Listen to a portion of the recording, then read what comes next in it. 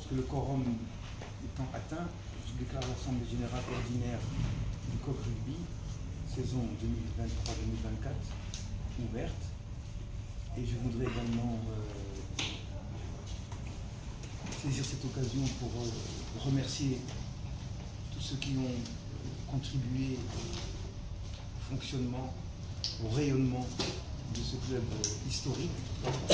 Je voudrais également saluer la présence de M.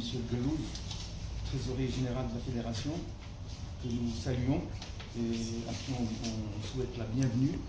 Nous voulons saluer la présence de nos amis de la Peña, M. Belgache, M. Mounir et Antoine. Voilà. Les saluer, c'est nos partenaires. Donc, conformément au statut et au règlement, on va procéder à la lecture des deux rapports, le rapport moral, le rapport sportif concernant les équipes seniors et juniors, plus toute l'activité de l'école. Et Dieu sait si elle est riche en événements. Le rapport financier aussi de l'école et du COQ. Et ensuite, il y aura discussion sur le rapport moral et sur le rapport financier. Nous entamerons aussi sur ce que nous pensons faire l'année prochaine au niveau du club, au niveau technique, au niveau de l'école, au niveau des infrastructures. Notre désir, c'est d'améliorer un petit peu le club. On essaie d'agrandir un petit peu, vous avez vu, on va déplacer des paniers pour qu'on ait plus d'espace pour les écoles, parce que le terrain est utilisé avec beaucoup d'intensité. Et donc, on essaye de faire au mieux pour que, sans oublier que pour le COQ étant un club qui dispose d'un stade, et Dieu merci, nous prêtons parfois le stade, enfin, le terrain pour certains clubs à Casablanca qui ne disposent pas de terrain. Et surtout aussi, je voudrais aussi parler d'une chose qui est très, très importante, c'est que le Maroc revient sur la scène internationale. Il y a eu une assemblée générale du Rugby Afrique à Kampala, à laquelle j'ai assisté au mois de juillet. Et voilà, le Maroc va organiser, au mois d'avril, va organiser un tournoi qualificatif, le groupe B. Normalement, il devait y avoir 8 équipes, mais compte tenu de la charge financière, et c'est le Maroc qui devait prendre en charge l'accueil des 8 équipes, finalement, on a décidé de scinder en deux groupes. Il y aura un groupe qui sera au Maroc, qui va jouer au Maroc. Il y aura le Maroc, Madagascar, le Botswana et le Cameroun.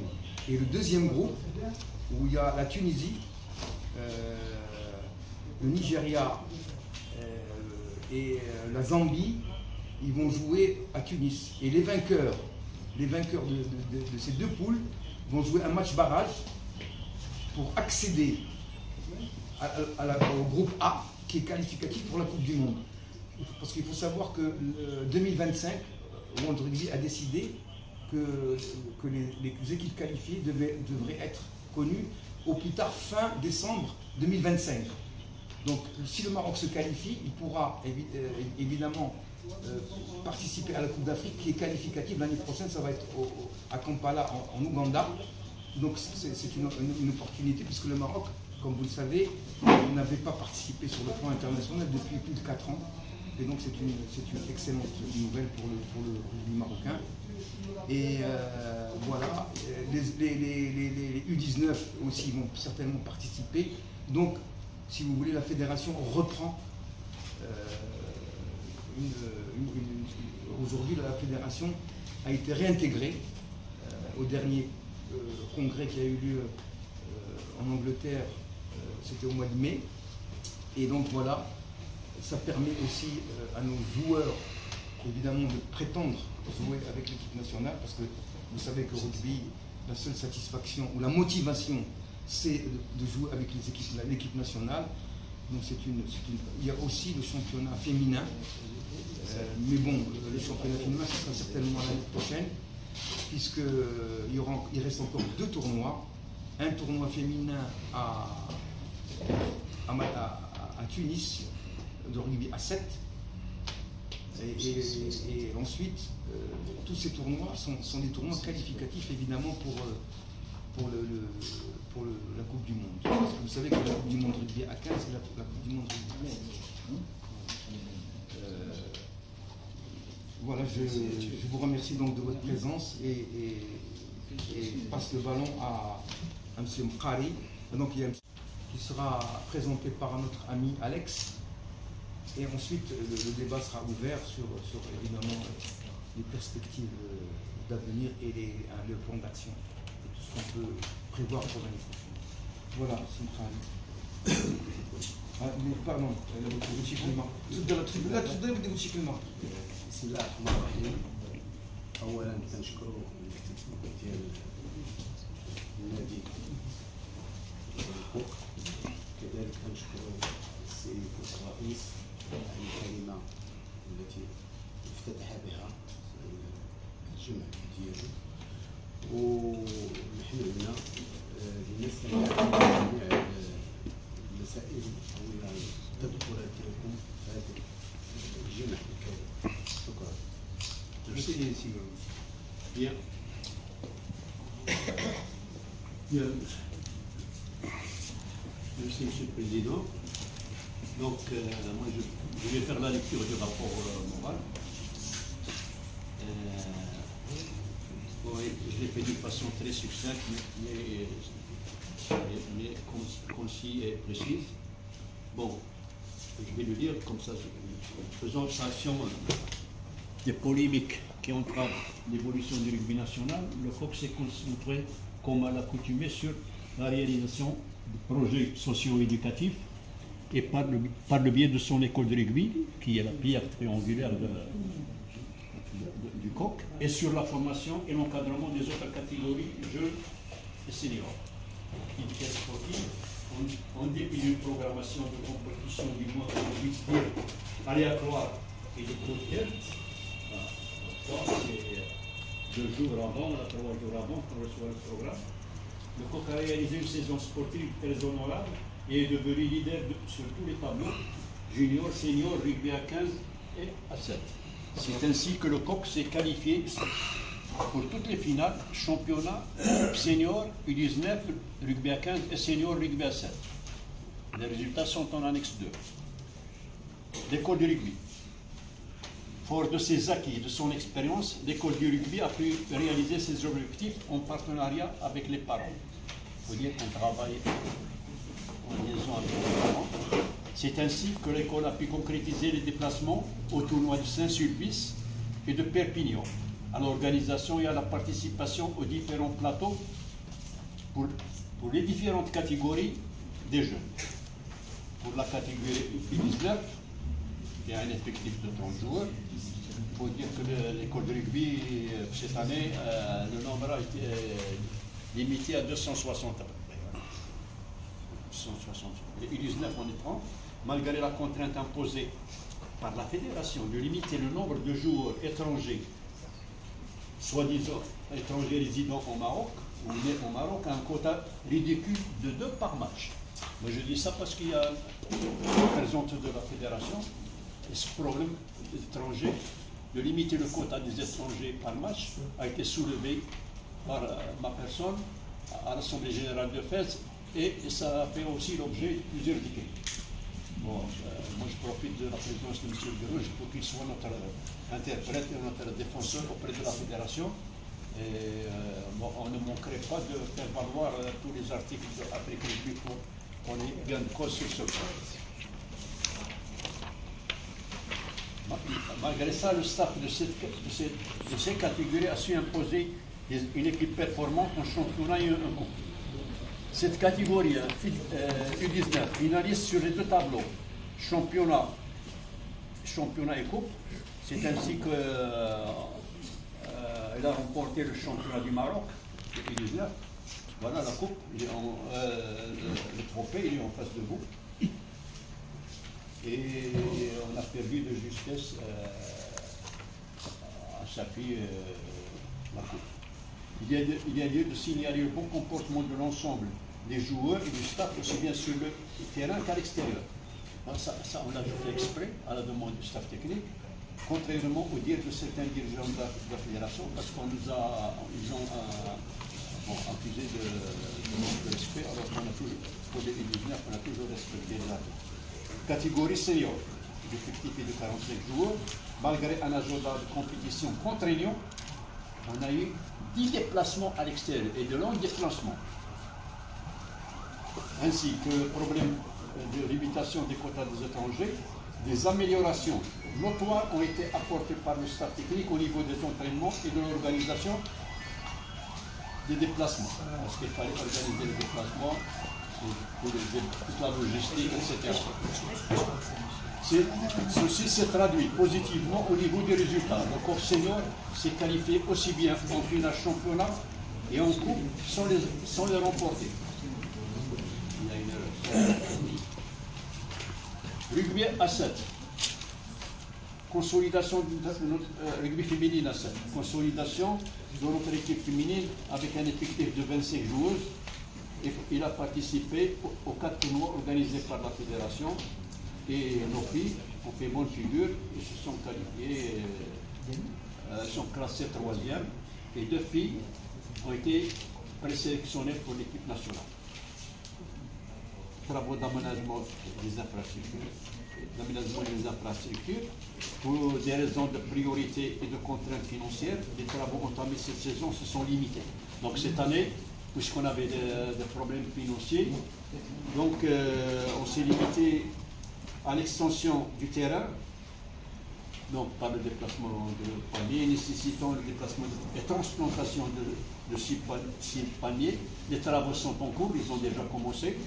Donc lundi, Inch'Allah, bon, je viens d'avoir la confirmation avec la société avec laquelle nous travaillons, la transplantation se fera lundi. L'éclairage de cette extension aussi, l'éclairage de la clôture pour éclairer le terrain, tout ça c'est prévu et une partie on va la faire nous-mêmes, une autre partie on va la sous-traiter. Alors les tutos, c'est les vétérans, puisque c'est une composante importante du COC. Donc fidèles à leurs engagements, outre le soutien aux autres catégories, les tutos ne sont pas restés en marge et ont participé au tournoi de Ceuta et de Malaga, à l'organisation du tournoi international annuel de Casablanca, avec la participation des Waouh du Sénégal, de Safi, de l'ARC et de l'ABA. Alors, pour ces participations, pour ces tournois, nous avons toujours saisi la fédération et nous nous avons conviés à y assister. Alors, le sponsoring et le parrainage, bon, comme d'habitude, nous sommes remercier nos partenaires et nos sponsors qui ont contribué au bon fonctionnement du COC. Il s'agit de Babrayan, du Stade Toulousain. Bon, quand on parle de sponsors, ce n'est pas expressément qui nous donne de l'argent quoi que ce soit. Parfois, c'est avec le soutien par des stades, etc. Stade Toulousain, Académie, la Peña, Madridista, nos amis de la Peña, ils font partie intégrante, nous composons du COC. Et je tiens à les remercier pour le soutien. Et on s'excusera pour ceux qui aiment Barcelone. Hein. Nous, on a choisi notre camp. Hein. Donc, la Peña, c'est surtout des actions sociales. Oui. Rien à voir avec le. C'est un ancien membre du COP, il reste membre honoraire du COP. Spax, Calypso, Brasserie Casa, Eurest Maroc, Renault Truck, Stitz, Arborescence, Bostik, Labomag, Panacom, Capital Foncier, Césaop, Orofanec, Carré Immobilier, Gym Factory, Africabus, Monsieur Majolier, Monsieur Benola, de Coca-Cola, qui nous a soutenus avec des apports de boissons, etc. Bon. bon, des hommages. Donc, cette année, on a rendu hommage à deux piliers du rugby marocain, en l'occurrence M. Fawzi Saïd et notre ami Miloud, ils sont ici présents. Les plus anciens du club. Il faut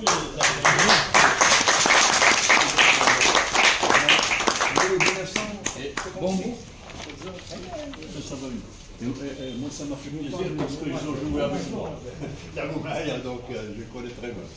Donc, en collaboration avec l'association des anciens de Casa, le COC a organisé 2 événements sportifs regroupement des anciens dirigeants et joueurs pour leur rendre hommage. Il s'agit aux anciens présidents Feu Khotbi, Alaqi, Chtifihi et Shakir. Et on a fêté le jubilé de M. Fawzi et M. Hafil Semiloud, ici présent, par l'organisation, par les tutos. Les tutos, ils ont organisé un tournoi international ici à Casablanca et ils ont conduit avec la participation du Sénégal et du vétéran de Casa et de Rabat. Donc, alors vous avez ici tous les résultats en annexe. Il y a un annexe 1, les résultats détaillés. Voilà. Alors sur ce, moi je voudrais remercier l'ensemble des composantes, du staff technique, des membres du comité. Bon, tout le monde a mis du sien pour qu'on réussisse cette saison. Alhamdulillah, moi je considère que à 80%, comme disait Pareto, il reste 20% à faire. Donc les 20% à faire, on va essayer de l'année prochaine, Inch'Allah, de mettre un peu de punch pour ne pas échouer au niveau des finales. Voilà, j'ai terminé, je laisse la parole à M. Nabil. Je te passe Thierry Albin qui devait le faire, mais comme il rentre de voyage qu'aujourd'hui, donc il s'excuse. Donc je vais le présenter à sa place. C'est ce qu'il nous a fait pour la saison 2023-2024. Alors, concernant le bilan sportif, la saison 2023-2024 a débuté le mercredi 13 septembre et s'est achevée le 14 juin. Le traditionnel challenge des jeunes rugbyman en collaboration avec nos partenaires historiques d'EDOM. L'école de rugby a pu organiser une très belle tournée en France, en automne, pour participer à 2 tournois qui concernaient donc les moins de 10 ans, les moins de 12 ans et les moins de 14 ans. Alors il y avait d'abord, on a été reçu par Saint-Sulpice et après par Perpignan. C'est une tournée qui a duré à peu près 8 jours. Donc, voilà. En partenariat aussi avec le RUC, nous avons organisé aussi pour la 2e année un stage avec le Stade Toulousain. Donc, voilà. Donc les principaux temps forts de la saison, donc le 14-15 octobre, il y avait un groupe d'éducateurs, formateurs qui sont venus de Toulouse. C'était un stage d'éducateurs encadré par des formateurs de haut niveau de l'association Culture Rugby de Mouvement. Ensuite, entre le 27 octobre et 2 novembre, donc, il y avait un tournoi en France donc, avec le tournoi de Saint-Sulpice le 28 octobre, suivi du tournoi d'Esclos à Perpignan le 1er novembre. Ensuite, nous, on a eu les challenges nationaux qu'on organise ici chaque année. Donc, le 26 novembre, il y a eu le premier challenge d'abord à Témara avec EDOM. Ensuite, le 21 janvier, il y a eu le 2e challenge avec ici au Coq. Le 24 et le 26 février, il y avait le stage du Stade Toulousain, donc entre le Coq et le RUC. Donc ce stage avait lieu à la fois sur le terrain du RUC et le terrain du Coq. Voilà, donc il y avait à peu près 120 enfants à peu près pour le stage, sachant que bon, 80 étaient payés et que le reste 40 étaient pris en charge par le Stade Toulousain et par le monde. Il y a deux types de ces événements. Pour l'ensemble de ces événements, nous avons convié la fédération à participer et à y assister. Et on tient à remercier tous les partenaires, évidemment, les sponsors qui ont aidé à ces jeunes de participer gratuitement à ce stage. Donc, il y a plusieurs sponsors. Ensuite, le 16 mars, il y a eu le tournoi de rugby féminin organisé au Coq à l'occasion de la Journée de la Femme. Le 21 avril, 3e challenge jeune rugbyman à Témara. Et le dernier tournoi on a organisé cette année aussi pour les jeunes rugbyman le 26 mai. Donc, le 9 juin, il y avait la fête de l'école de rugby. Donc alors au niveau des effectifs, cette année, on a contacté, le nombre d'inscriptions a continué de diminuer cette année et s'établit à 257. Sachant que cette année, on est passé l'année dernière, on était à 315 licenciés dans l'école de rugby, on est passé à 257.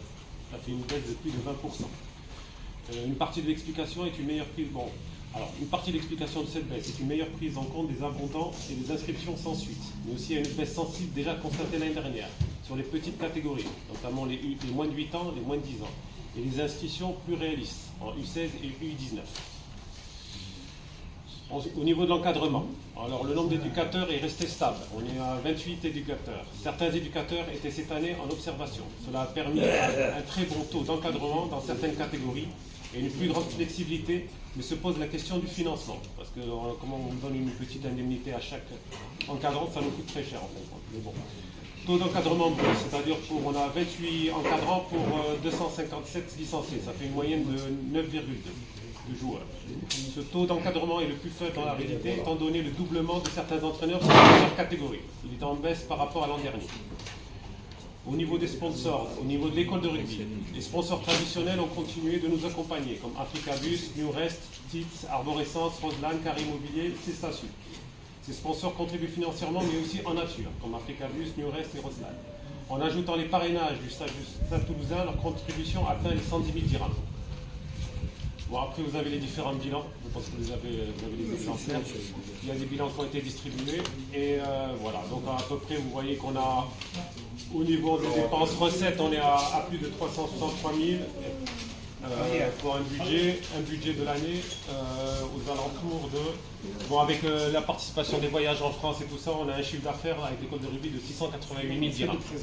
688 000 dirhams. Donc, ouais, il faut compter les voyages pendant 8 jours à l'étranger, comme les parents ont participé au paiement du voyage, donc ça augmente le chiffre d'affaires de l'école de rugby.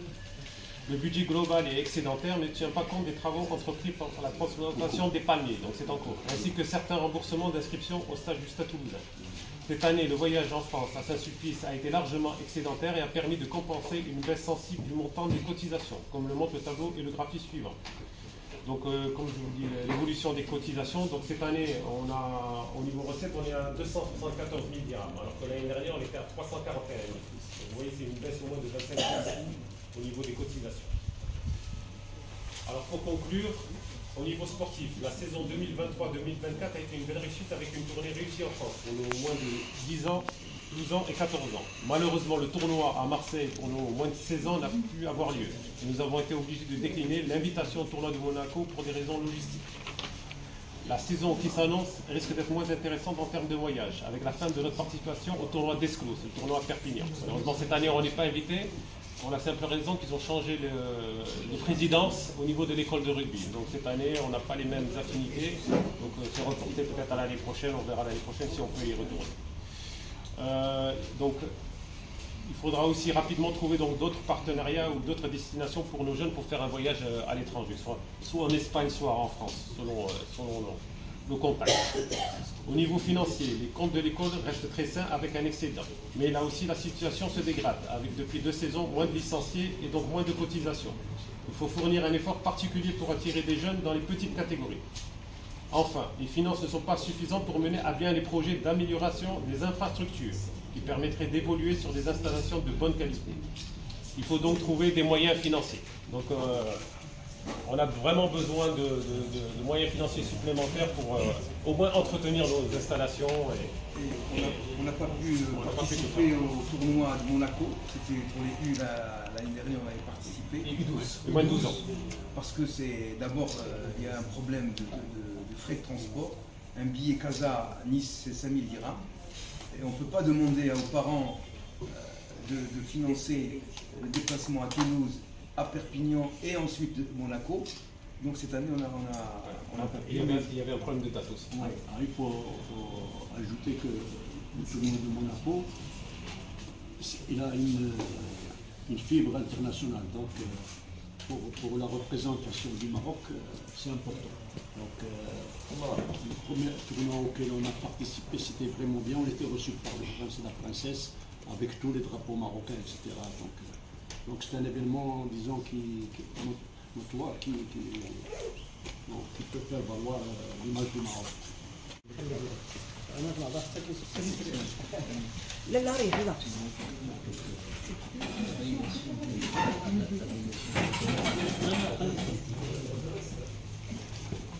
Salinam, s'il vous plaît.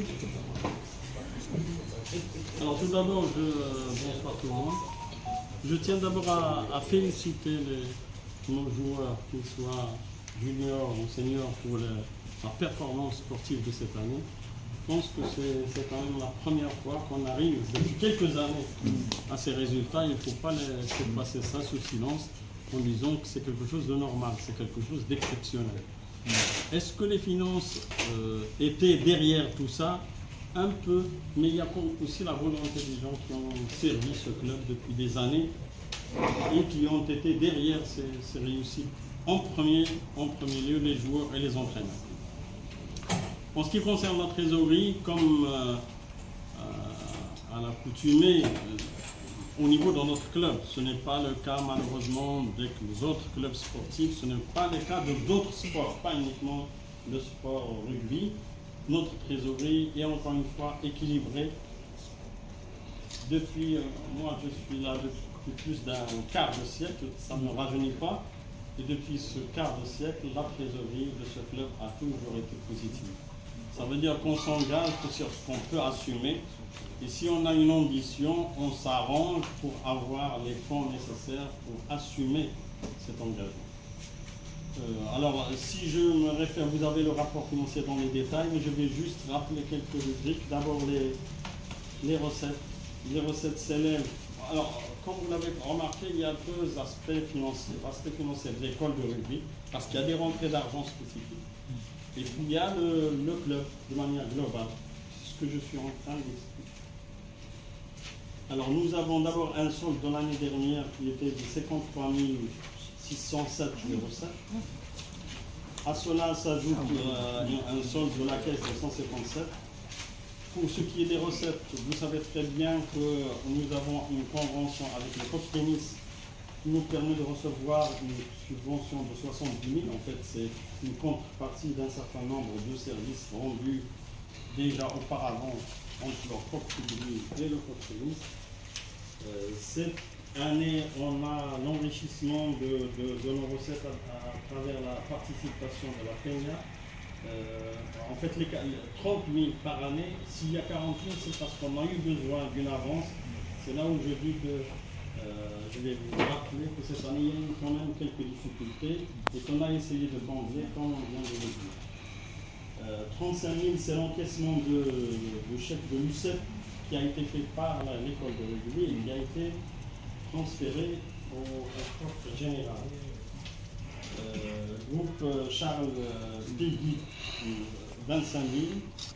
Ben Ali Al-Haq, qui est un membre de notre club fidèle et qui de temps en temps met la main à la poche pour encourager le club. Il a versé 5 000. Rochely, c'est 4 000. Et Ribambelle, c'est 12 000. Donc le total des recettes, y compris le solde de l'année dernière, ça fait 204 167. Si je résume maintenant les dépenses de la saison, comme on le sait très bien, le plus gros poste, c'est les déplacements. Et comme on a eu plusieurs déplacements cette année, notamment pour participer à la demi-finale et la finale, ça nous a coûté un peu cher. C'est pour ça que les frais de déplacement sont de 85 000. Les indemnités entraîneurs, en fait, c'est des choses simples. On ne paye pas les entraîneurs. On donne juste un montant symbolique. Si vous regroupez tous les entraîneurs, ça fait 17 000 pour l'année. L'indemnité du gardien, qui ne joue plus que le rôle de gardien, c'est plus qu'un gardien. C'est le président. Il faut le remercier pour tout le travail qu'il fournit. 24 750. On va lui traduire tout à l'heure ces remerciements. Entretien terrain et vestiaire 9 204. Les repas et boissons des joueurs 40 179. Pharmacie nous coûte 16 295. La Lidec 7 689. Et bien sûr les agios bancaires et divers frais 14 142. Donc montant des dépenses 244 767. Comme je vous ai dit, non, pardon, 215 741. Alors il faut dire que comme on n'a pas pu payer, nous avons une dette de 9 000 que vous allez retrouver sur la page suivante. Donc l'indemnité de Al-Islam pour le mois 6 et 7, il reste que bon, tu as payé, mais pour moi, ça, si je dis que c'est pas dette, c'est en fait on va la payer à Nassan, le président, qui a payé pour son montant. Nous avons en matière de créance, donc j'ai terminé avec le côté recettes dépenses, nous tenons une comptabilité recettes dépenses. Pour ce qui est des créances, nous avons 100 000 dirhams vis-à-vis du coq tennis. Le coq tennis nous doit 100 000 dirhams de plusieurs années. À chaque année, il paye ce qui est dû pour l'année et ce solde-là reste. Maintenant, j'espère qu'avec le changement de la présidence au niveau du coq tennis, on va essayer de résorber ce montant-là. Et ils m'ont promis qu'ils vont le faire dans les plus brefs délais. Alors après, comme je vous l'ai dit tout à l'heure, mon collègue tout à l'heure a parlé des difficultés financières, mais il va falloir quand même qu'on discute cela à part. C'est-à-dire, ce n'est pas en assemblée générale qu'on va discuter ça, mais il va falloir trouver un moyen de rééquilibrer la trésorerie globale. Soit on voit comment on peut enrichir les recettes, puisque finalement les dépenses, on fait ce qu'on peut pour... On ne peut pas à la fois réaliser une performance sportive, que ce soit à travers les résultats des seniors, juniors, et en même temps organiser des stages à l'étranger et avoir une trésorerie excédentaire. Il faut donc chercher, comme vous avez dit, les moyens d'augmenter les recettes du club. Mais je vous dis encore une fois, en toute modestie, que c'est pas courant au Maroc et même ailleurs, sauf si vous êtes un club coté en bourse, etc., où vous avez un équilibre et des excédents. Mais dans les clubs sportifs, c'est rare que vous puissiez arriver à équilibrer votre trésorerie, à gérer les dépenses sans avoir des problèmes. Voilà, je vous remercie pour votre écoute. On fait pour l'exposer sur la communication. Allez, bon, vous allez.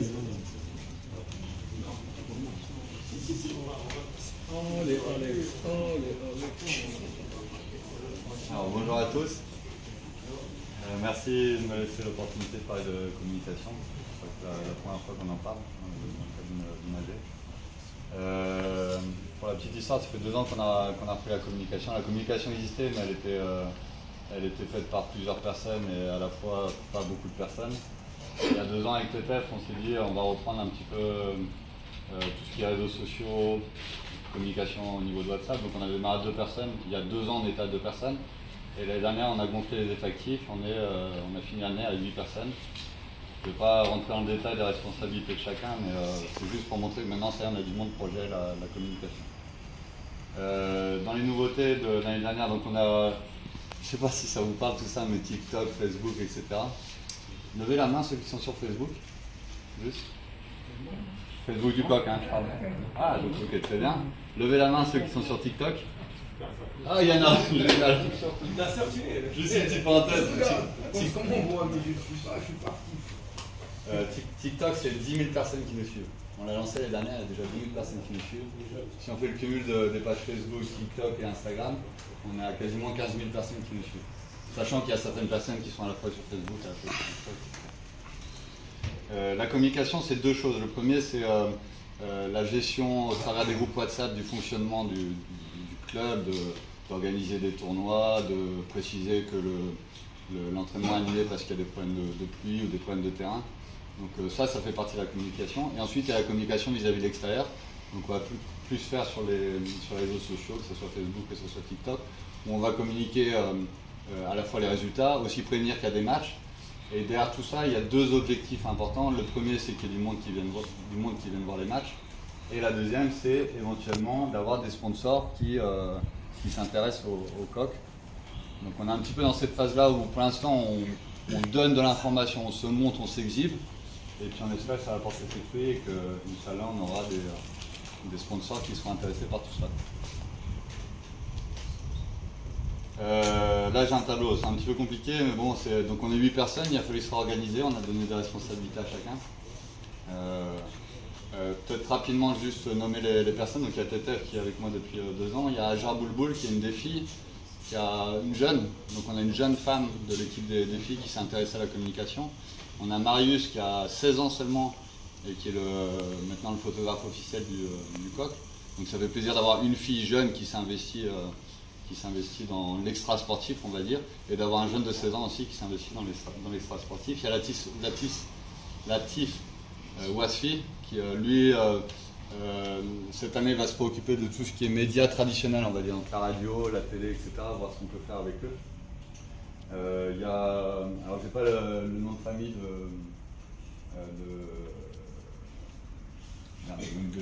j'ai montré vacances, on connaît plusieurs, voilà, pas le plus intéressant.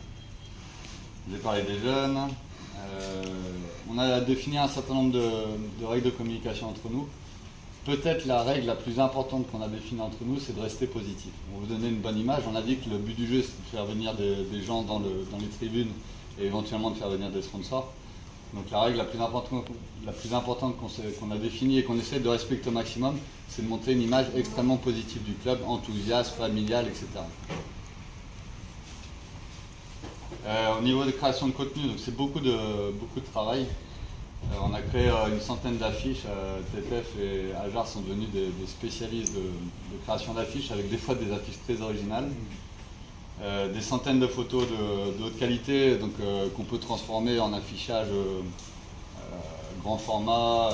Donc on a une grande base de données, tout a été téléchargé sur l'ordinateur du coq. Si jamais un jour on veut refaire les cartes qu'il y a ici avec des photos un peu plus récentes, c'est possible. On a fait 5 montages vidéo, donc là on a demandé à un professionnel de nous aider. Je ne sais pas si vous les avez vus, mais chaque catégorie, donc que ce soit l'école de rugby, que ce soit les filles, que ce soit les seniors, que ce soit les DINA, que ce soit les tutos, ont leur montage, ont un film, soit au travers d'un événement, soit au travers de plusieurs événements, mais qui permet de montrer quelque chose d'intéressant au niveau de chaque catégorie. J'ai parlé de TikTok. Bon, je ne vais pas rentrer dans le détail, je pense que je vais m'arrêter là, mais c'est juste, en fin d'année, on a fait un bilan de tout ce qui a bien fonctionné, on a regardé ce qui avait un petit peu moins bien fonctionné. On a des perspectives d'amélioration de choses qu'on va mettre en place pour changer. Ce qui est rassurant, c'est que l'année dernière, on a fait le même exercice avec TTF. Tout ce qu'on avait dit qui pouvait être amélioré, on l'a amélioré en cours d'année. Donc on se dit que tout ce qu'on a défini comme axe d'amélioration cette année, on va être capable de le mettre en place, surtout qu'on a les ressources pour le faire. Voilà, merci beaucoup de votre attention. Je vous demande, est-ce qu'il y a des objections par rapport à l'approbation des rapports qui ont été présentés? Est-ce que tout le monde approuve les rapports moraux, sportifs? On va dire le rapport moral. Est-ce que quelqu'un Il y a des objections. sur le rapport? Si tout le monde est d'accord, vous levez la main, on va signaler que... La discussion d'abord. Vous existez, oui, pardon, tout donne. Pardon. Tout donne. Il y a juste que je... Bon, la première remarque dans le rapport moral, c'est qu'on a oublié de parler de le retour du public au stade. Cette année, le coq a animé le championnat. On a remarqué que le public a retourné. C'est vrai. C'est extraordinaire. Il faut continuer dans ce sens. La communication, d'abord, comme l'a dit M. le Président, au niveau communication des journaux et radio et tout ça, on ne peut pas être performant si le rugby est absent. On a passé une période vide, période de problèmes. Aujourd'hui, peut-être, on va essayer de changer notre manière de communiquer, mais la tâche principale encore sur la fédération.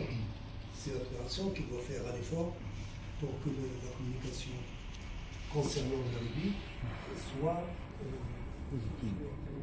mise en... Voilà.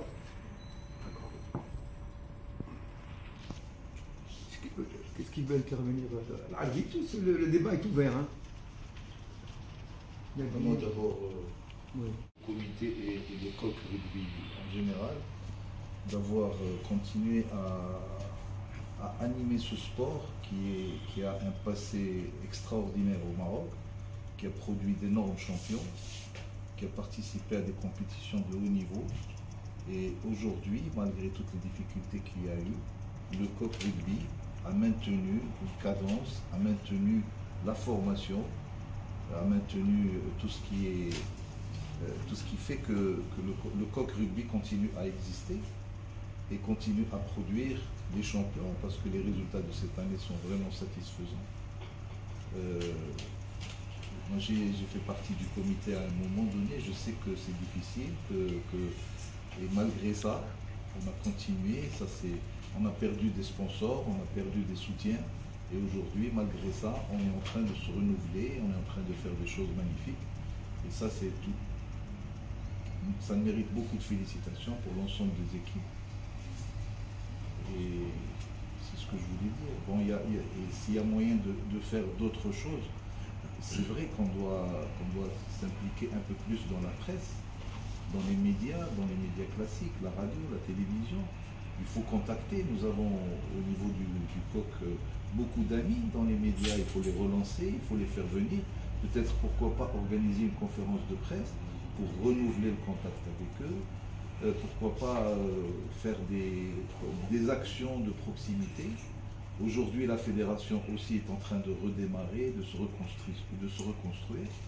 C'est bien de l'accompagner par nos actions et de faire en sorte de renouer le lien qui s'est distancé pendant une longue période. Journaliste, il écrit sur 360, je ne sais pas si vous avez eu l'occasion de lire ses articles. Bon, c'est sur le foot, mais l'article, il y a eu un article où il parlait du sport en général. Je ne sais pas si vous avez eu l'occasion de le lire. C'est très intéressant. Il donne des informations non seulement sur le plan du jeu, sur le plan etc., mais sur l'histoire du rugby et même surtout du football. Mais il a fait un article où il parle en général sur tous les sports et sur les problèmes aujourd'hui qu'il y a, parce qu'on ne va pas revenir aux résultats qu'il y a eu les Jeux Olympiques, ça, c'est médailles qui cachent la forêt, mais toujours est-il que beaucoup de sports, notamment dans les sports collectifs, souffrent. Et aujourd'hui, il y a un tarissement complet au niveau de la performance. On n'a plus aujourd'hui d'équipe de handball qui est compétitive, ni de basket, ni de volley, ni le rugby. C'est-à-dire que quand je vois l'Espagne aujourd'hui au niveau des sports collectifs, la France au niveau des sports collectifs, ça avance. Ils ont des performances, ils ont remporté, ne serait-ce qu'à la Coupe du Monde, ils ont remporté le rugby à 7. Ils ont joué la finale de basket, ils ont remporté la finale de volley. Ils ont raté un petit peu le hand au niveau des hommes.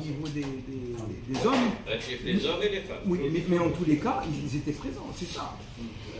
Alors qu'il y a quelques années, les sports collectifs, avant l'athlétisme, je ne vais pas parler de l'exploit de Radi en 62, c'était à Rome, en 1960 à Rome, où il a une médaille d'argent, je croyais, le marathon. L'argent en marathon, de bronze. Mais c'était surtout les sports collectifs qui portaient le rugby marocain.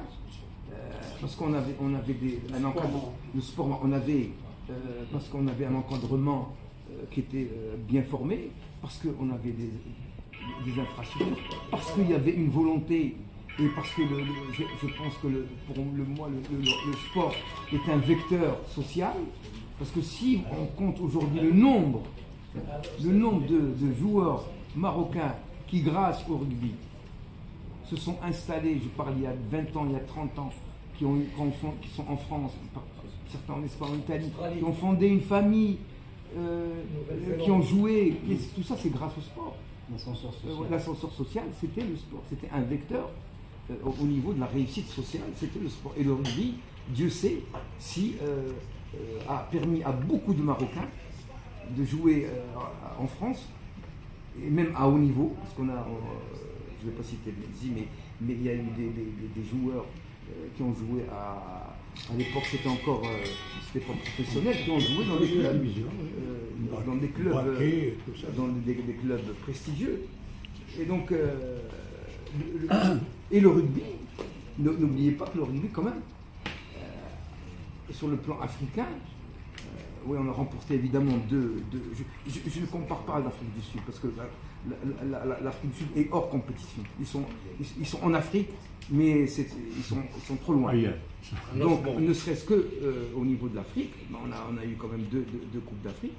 On a eu 2 médailles de bronze quand même aux Jeux méditerranéens, en 79 à Split et en 83 à Casablanca. Voilà, donc même le rugby a à une époque rayonné. Et tout cet esprit et toutes ces valeurs du rugby se sont effritées, malheureusement. Et qu'est-ce qui s'est installé? Il s'est installé des conflits de personnes, des conflits d'ego, qui ont fait que nous avons été carrément distancés au niveau du rugby, parce qu'aujourd'hui le Kenya combattait il y a 15 ans, joue les Jeux Olympiques, ils font le circuit international de 7. L'Ouganda aussi, ils ont organisé, quand j'étais à Kampala, ils ont organisé le tournoi de la Coupe d'Afrique avec 8 pays. C'est une fédération qui tourne à $1 million, imaginez, pour un pays comme l'Ouganda. Tout est bien organisé. Je ne parle pas du Zimbabwe. La Namibie, c'est un cas particulier. Mais tous ces pays-là, on était en avance. Et on était même cité en exemple dans les années 70, 80, 90.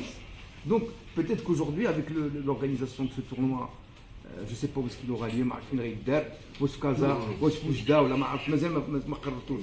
مازال ما قررناش ولكن ان شاء الله غادي يكون اما في الرباط وليزيليميناتوار ici à Casa. Et après, la finale était prévue par le ministère et après la finale. De toute façon, comme je disais, si vous le faites à Casablanca, tout le temple du rugby, c'est le coq, accessoirement le rugby, même si. Mais tous les grands matchs de rugby se sont déroulés ici.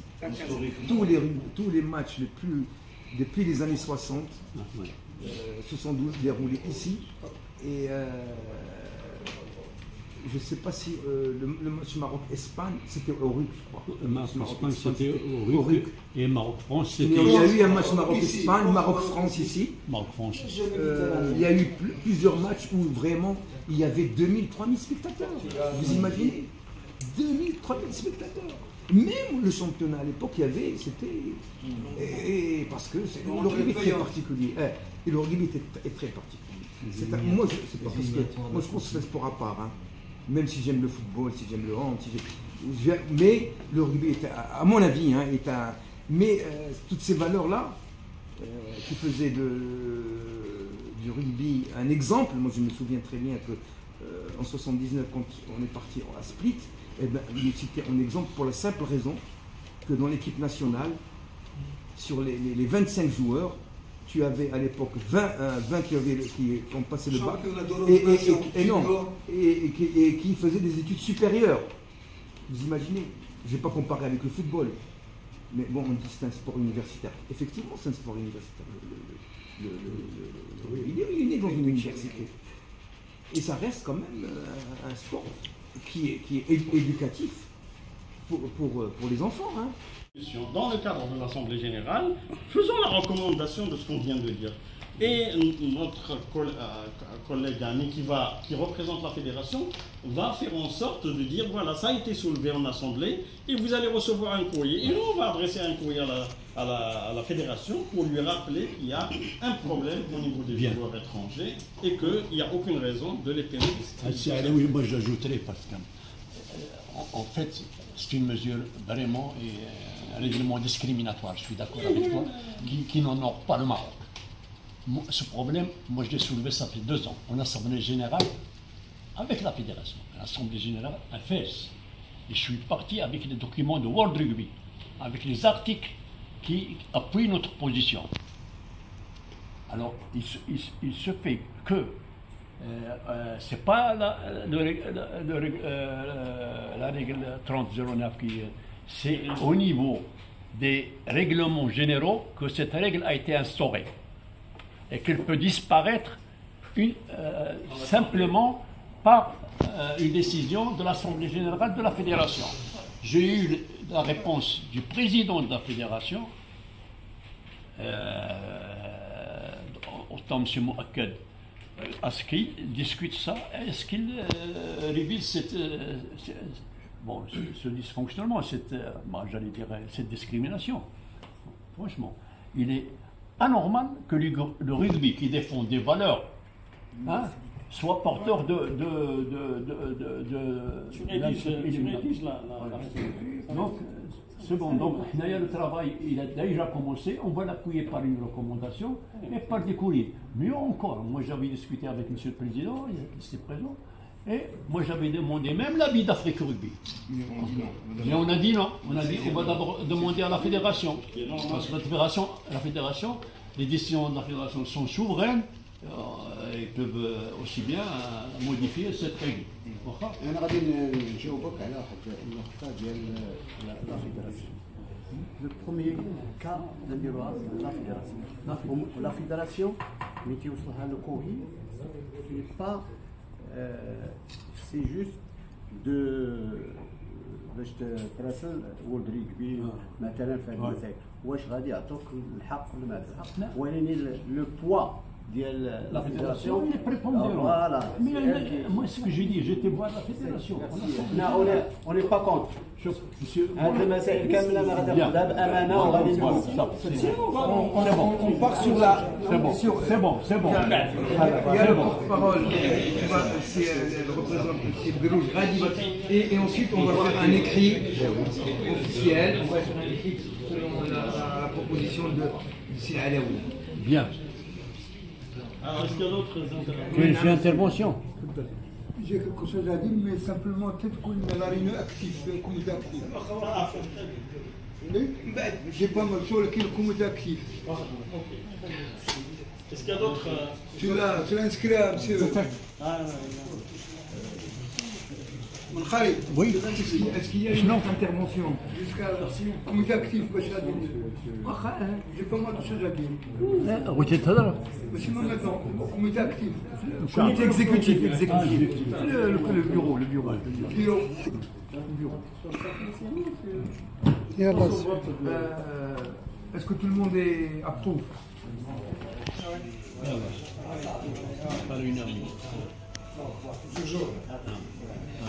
Le rapport financier également.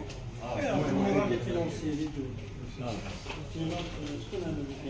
Il y a الرحمن الرحيم الحمد لله رب العالمين الرحمن الرحيم مالك يوم الدين اياك نعبد واياك نستعين اهدنا الصراط المستقيم صراط الذين انعمت عليهم غير المغضوب عليهم ولا الضالين امين صدق الله مولانا العظيم الله يرحمه.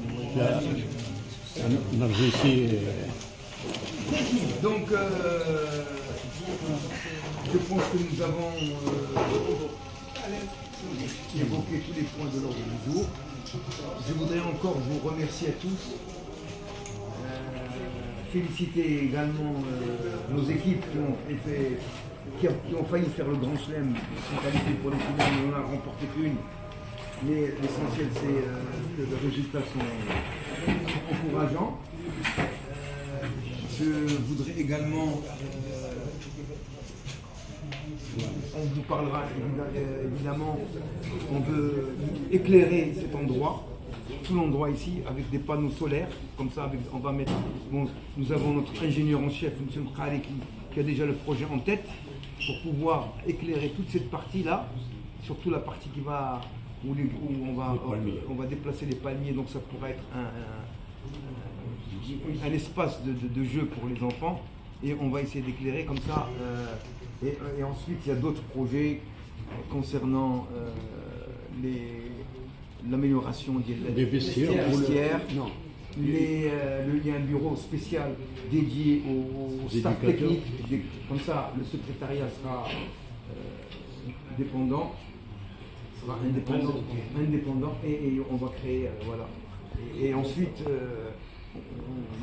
on va essayer pour faire en sorte, avec un travail intensif, et là je voudrais remercier CM Slam, qui en 3 semaines on a fait en sorte que la pelouse a repris des couleurs, et je pense que l'école ne démarrera pas avant au moins 3 semaines, au moins minimum 3 semaines, parce que si vraiment on continue sur ce rythme, on aura une belle pelouse, sachant très bien que peut-être il y aura un match international ici. Voilà. On souhaite. Voilà.